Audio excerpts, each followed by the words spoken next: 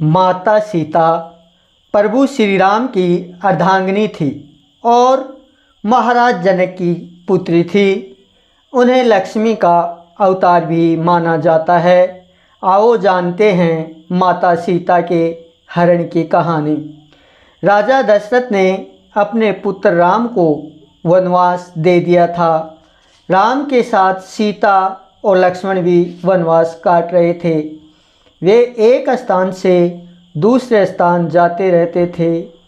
ऋषि मुनियों की सेवा करते, राक्षसों असुरों से उनकी रक्षा करते।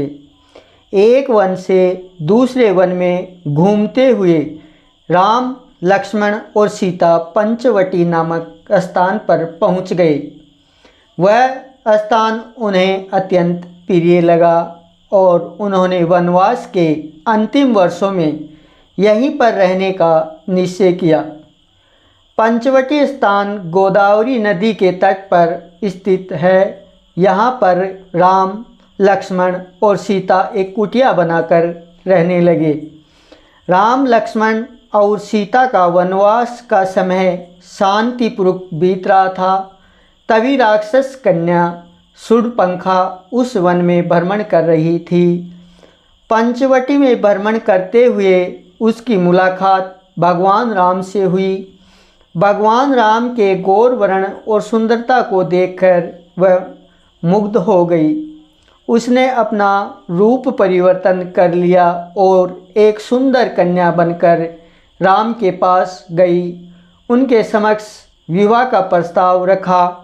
प्रभु राम ने उनका प्रस्ताव ठुकरा दिया क्योंकि वह पहले ही विवाह कर चुके थे। प्रभु राम ने शूर्पणखा को सीता के बारे में बताया।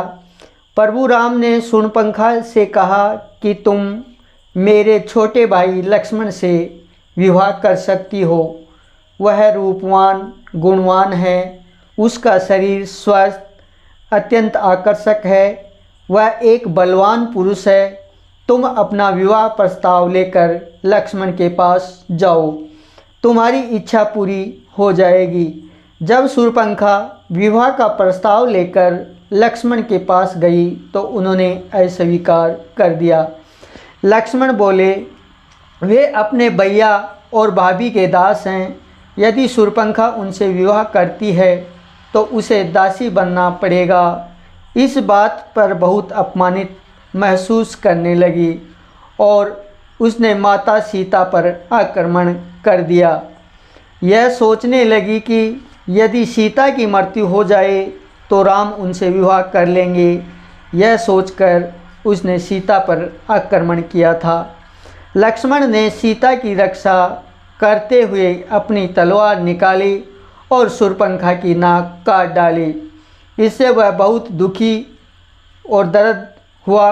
अपमानित महसूस करते हुए अपने भाई खर और दूषण के पास गई और लक्ष्मण से बदला लेने के लिए कहने लगी।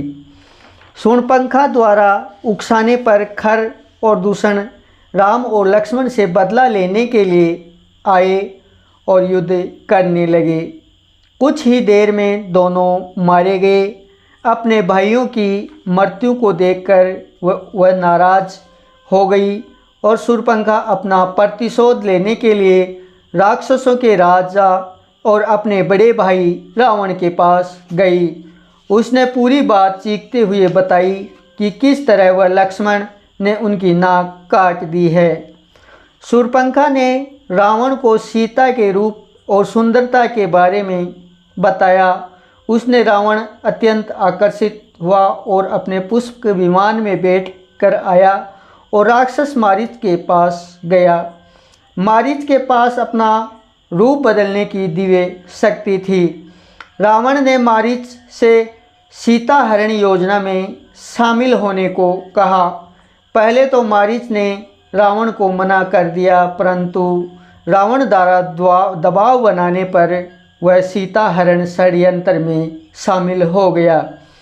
यदि मारीच यह बात नहीं मानता तो रावण उसकी हत्या कर देता। उसने प्रभु राम द्वारा मिलने वाली मृत्यु का चुनाव किया। रावण के कहने पर मारीच ने सोने का हिरण का रूप धारण कर लिया और माता सीता का ध्यान आकर्षित करने लगा। जैसे ही माता सीता ने मारीच को देखा, उन्होंने राम से आग्रह किया कि वह मारीच को पकड़कर लाएं। प्रभु राम सीता माता की इच्छा पूरी करने के लिए सोने के हिरण के पीछे चले गए। जाने से पहले उन्होंने अपने छोटे भाई लक्ष्मण को सीता की सुरक्षा की जिम्मेदारी सौंपी। बहुत समय व्यतीत हो गया पर प्रभु राम नहीं लौटे। लक्ष्मण सोचने लगे कि निश्चित रूप से ही राम किसी संकट में आ गए हैं। जैसे जैसे समय बीतता गया, सीता माता की चिंता भी बढ़ने लगी और वे भी राम को लेकर व्याकुल होने लगी। दूसरी ओर वन में प्रभु राम मारीच के पीछे दौड़ रहे थे। उन्होंने अपना तीर चलाया। जैसे ही तीर मारीच को लगा, वह अपने असली रूप में आ गया। रावण की योजना अनुसार मारीच लक्ष्मण बचाओ लक्ष्मण, सीता सीता की कहराती आवाज़ में चीखने लगा।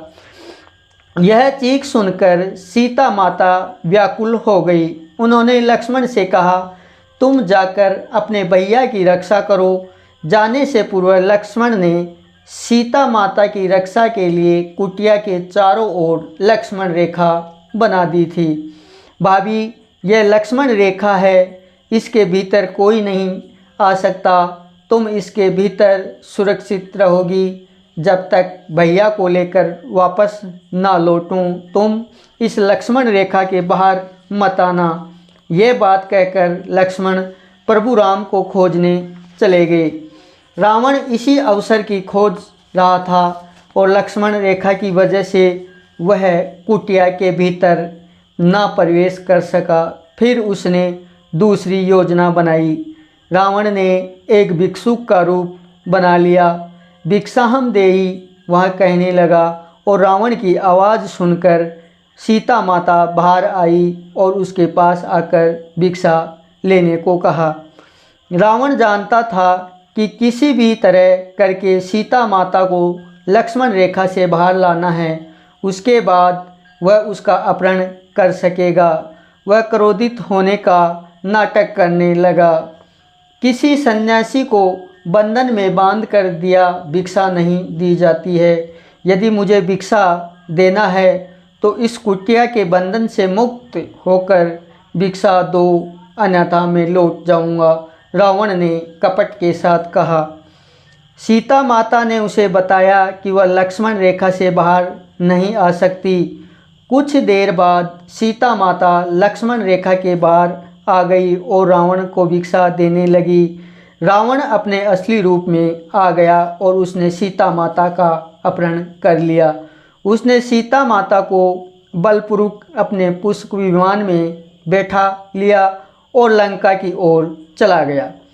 लंका की ओर जाते हुए सीता माता ने अपने आभूषण धरती पर फेंकना शुरू कर दिया, जिससे प्रभु राम ने उन तक पहुंचने का मार्ग मिल सके। सीता माता की पुकार सुनकर जटायु नाम का एक विशाल पक्षी उनकी रक्षा को आया और रावण से युद्ध करने लगा, पर रावण ने उसके पंख काट दिए। जटायु पृथ्वी पर गिरा और कहराने लगा। सीता माता की पुकार सुनकर राम लक्ष्मण कुटिया की तरफ लौटे, जहां उन्होंने सीता के अपहरण की जानकारी मिली। सीता माता द्वारा फेंके गए आभूषण के लिए मिले और विशाल के घायल पक्षी जटायु वह मिले। जटायु ने प्रभु राम को बताया कि लंकापति रावण ने सीता का हरण कर लिया है और लंका ले गया। तो दोस्तों, ये थी माता सीता के अपहरण की कहानी।